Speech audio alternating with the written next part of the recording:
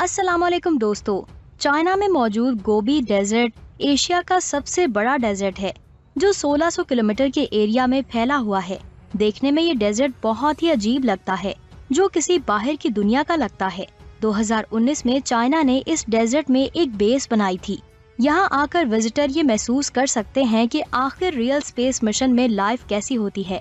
अगर आपको ये लगता है कि चाइना ने ये बेस दुनिया को दिखाने के लिए बनाया है, तो आप बिल्कुल गलत हैं, क्योंकि इसे बनाने के पीछे चाइना की नेक्स्ट स्पेस सुपर पावर बनने की ख्वाहिश छुपी हुई थी। 2019 में चाइना की 70th एनिवर्सरी पर चाइना के प्रेसिडेंट जी जिनपिंग ने जब स्पीच की, तो उन्होंने कहा अब दुनिया की कोई भी फोर्स चाइना को तरक्की करने से नहीं रोक सकती।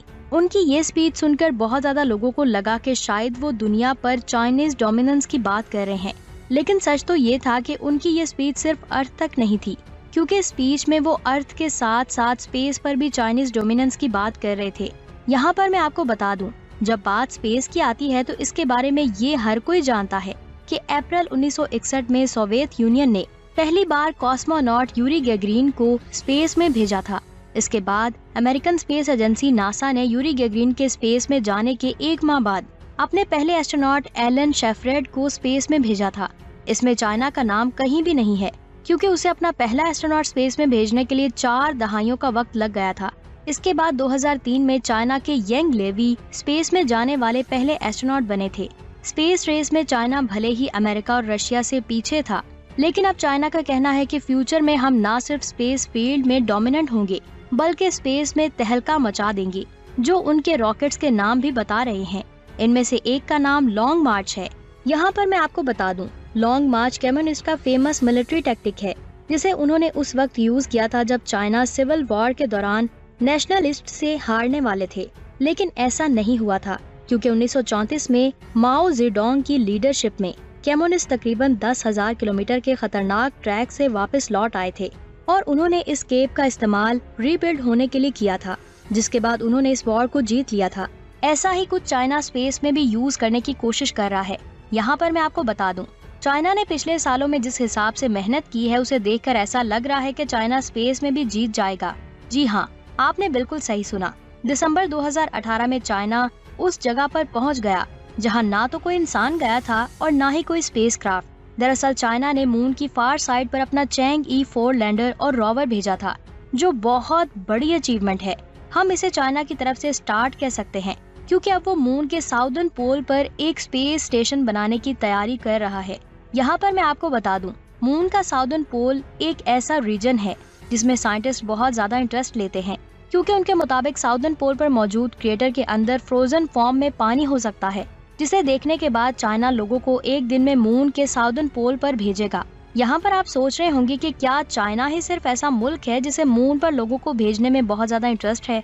तो मैं आपको बता दूं, ऐसा बिल्कुल भी नहीं है, क्योंकि नासा ने भी चांद से वापस आने के लिए बहुत ज्यादा कमर्शियल कंपनी से कॉन्ट्रैक्ट साइन किए हैं, जिनमें स्पेसएक्स, ब्लू ओरिजिन और डायनेटिक्स जैसी कंपनीज शामिल हैं। ये तीनों कंपनीज मिलकर नासा के लिए ल्यूनर लैंडिंग सिस्टम डेवलप कर रही हैं, और इन्हीं को देखते हुए चाइनीज गवर्नमेंट भी स्पेस सेक्टर में कमर्शियल कंपनीज की ग्रोथ को इंक्रीज कर रही है। जुलाई 2019 में चाइना की आई स्पेस फर्म ने प्राइवेटली फंडेड चाइना के एक रॉकेट को ऑर्बिट में भेजा था। सिर्फ इतना ही नहीं, चाइना अपनी प्राइवेट कंपनीज को स्पेस में सैटेलाइट के कॉन्स्टेलेशन तैयार करने के लिए भी फंडिंग दे रहा है, ताकि पूरी दुनिया को हाई स्पीड इंटरनेट मिल सके। यहाँ पर मैं आपको बता दूं, ऐसा ही कुछ इलॉन मस्क की SpaceX कंपनी भी कर रही है, जो स्टारलिंक प्रोग्राम के जरिए फैल्कन 9 रॉकेट से मुसलसल स्टारलिंक सैटेलाइट को स्पेस में भेज रही है। अगर बात की जाए फैल्कन 9 की, तो ये एक रीयूजेबल रॉकेट है, जिसका बूस्टर वापस हमारी जमीन पर लैंड करता है। बस यही वजह है कि SpaceX बाकी तमाम स्पेस कंपनी से अलग है। चाइना में भी ऐसी बहुत ज्यादा कंपनीज हैं जो रॉकेट की रीयूजेबिलिटी टेस्ट कर रही हैं, और अगस्त 2019 में लिंक स्पेस नाम के एक स्टार्टअप ने ऐसा करके भी दिखाया है। इन्होंने स्पेस में एक ऐसा रॉकेट लॉन्च किया जो हवा में तकरीबन 300 मीटर ऊंचा जाने के बाद वापस लॉन्चिंग पैड पर आ गया। भले ही ये SpaceX के सामने कुछ भी ना हो, लेकिन स्पेस में चाइनीज डोमिनेंस बढ़ाने के लिए ये एक बहुत बड़ा स्टेप है। यहाँ पर मैं आपको बता दूं, इससे भी बड़ा स्टेप चाइना की नेशनल स्पेस एजेंसी लेने वाली है। इसके मुताबिक वो बहुत जल्द वर्जन 8 नाम का एक रीयूजेबल लॉन्ग मार्च रॉकेट लॉन्च करेगी, जो इलॉन मस्क के फैल्कन 9 रॉकेट को टक्कर देगा। ये कोई भी नहीं जानता कि आखिर ये रॉकेट कब लॉन्च होगा, अगर ये रॉकेट लॉन्च हो भी गया है तो फिर भी हमें उस वक्त तक पता नहीं चलेगा जब तक चाइना की कम्युनिस्ट पार्टी नहीं चाहेगी। यहाँ पर मैं आपको बता दूं, चाइना चाहे इन रीयूजेबल रॉकेट्स को लॉन्च करे या ना करे, लेकिन एक बात तो बिल्कुल वाज़ेह है कि फिलहाल वो इंटरनेशनल स्पेस स्टेशन में नहीं जा सकता, क्योंकि यूएस कांग्रेस ने सिक्योरिटी कंसर्न्स को देखते हुए चाइना की इंटरनेशनल स्पेस स्टेशन में जाने पर बैन लगाया है। यहाँ पर एक सवाल आता है, इंटरनेशनल स्पेस स्टेशन में ना पहुँचने के बाद चाइना क्या करेगा? तो मैं आपको बता दूं, चाइना अपना स्पेस स्टेशन बना रहा है जो इसी साल बनकर तैयार हो जाएगा। सिर्फ इतना ही नहीं, इस स्पेस स्टेशन के कंप्लीट होने से पहले ही चाइना ने यूरोपियन एस्ट्रोनॉट्स के साथ ये डील कर ली है कि वो इसे विजिट करेंगे।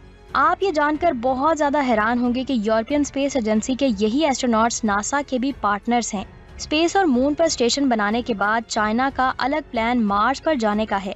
जुलाई 2020 में चाइना ने मार्स पर जाने के अपने ख्वाब को तिanwen-1 रोवर को भेजकर पूरा कर लिया है।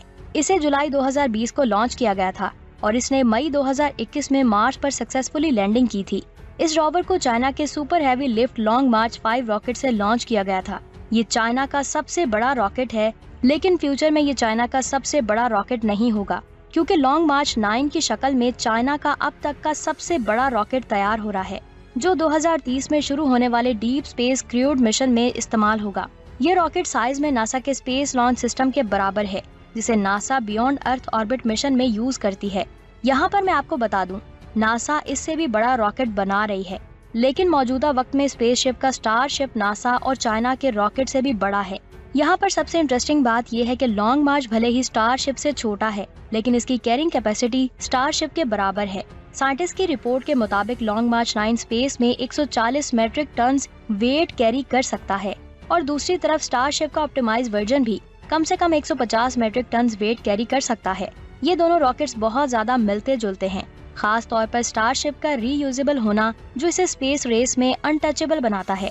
आज जिस हिसाब से चाइना स्पेस में तरक्की कर रहा है, उसे देखकर बहुत ज्यादा कंट्रीज आगे बढ़ने की तैयारी कर रहे हैं। जापान मून पर चाइना की प्रेजेंस को कम करने के लिए मून मिशन पर काम कर रहा है। इसका ये मतलब हरगिज नहीं है कि चाइना रातों रात स्पेस सुपर पावर बन जाएगा। इसे स्पेस सुपर पावर बनने के लिए बहुत ज्यादा वक्त लग जाएगा।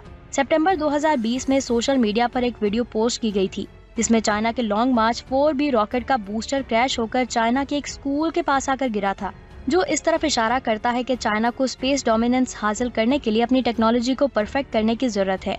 वैसे हम चाइना को जितना ज्यादा जानते हैं, उसके मुताबिक तो यही कहा जा सकता है कि चाइना बहुत फास्ट वर्क करता है। फॉर एग्जाम्पल, उसके मैन्युफैक्चरिंग यूनिट को ही देख लें, जिसे फास्ट और एफिशिएंट वर्क करने में महारत हासिल है। और जब चाइना किसी काम को करने का इरादा कर लेता है तो फिर वो उसे हर हाल में पूरा करता है। तो दोस्तों, ये थी आज की अमेजिंग वीडियो।